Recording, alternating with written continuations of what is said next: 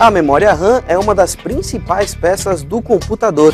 A função dela é guardar dados temporariamente para que o processador possa acessar informações importantes com rapidez.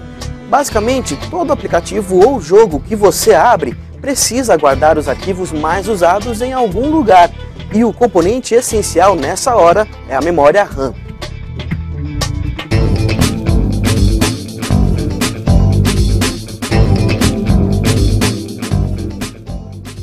Apesar de armazenar arquivos, a memória RAM não executa a mesma tarefa que o disco rígido. Diferente do HD, ela é um componente volátil, ou seja, não mantém informações permanentemente. Isso significa que quando você desligar o PC, todo o conteúdo que está gravado nela será apagado. Outra característica que a diferencia dos demais tipos de memória é o tipo de funcionamento. A sigla RAM significa memória de acesso aleatório, ou seja, os dados não são armazenados ou acessados de forma sequencial. Tal característica garante versatilidade à memória, pois os demais componentes do computador podem acessar qualquer conteúdo dela de forma rápida. É importante salientar que quanto maior a quantidade de memória disponível, mais programas podem ser abertos. Para games, a memória RAM desempenha um papel mais importante, pois os jogos precisam armazenar dados constantemente e acessá-los com grande velocidade, visto que CPU e placa de vídeo trabalham constantemente para oferecer a continuidade das fases.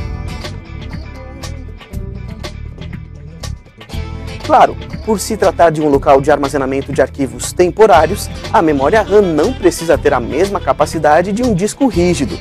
Basicamente, a quantidade depende do sistema operacional e dos softwares utilizados. Aplicativos mais robustos podem exigir mais memória, visto que eles trabalham com um grande volume de informação. Além da quantidade de espaço, a memória RAM grava os dados em uma frequência para a qual foi programada. Da mesma forma, outros componentes acessam as informações usando o mesmo clock, possibilitando a sincronia e o perfeito funcionamento. Esse valor é especificado em MHz ou GHz, que quanto maior, mais rápido é o funcionamento da memória. Para facilitar um pouco, as fabricantes trabalham com padrões. Atualmente, as memórias do tipo DDR3 são as mais populares. Todavia, conforme proceder a evolução dos computadores, novas especificações serão adotadas. Como você deve imaginar, o próximo padrão para PCs será o DDR4. Memória RAM do tipo DDR também pode ser encontrada em placas de vídeo, smartphones e outros gadgets. Alguns aparelhos, como o PlayStation 3, utilizam outros padrões, como o XDR, mas essa é outra história que abordamos previamente em um artigo no Tecmundo. Não deixa também de conferir o artigo completo sobre memória RAM no Tecmundo e até o próximo vídeo.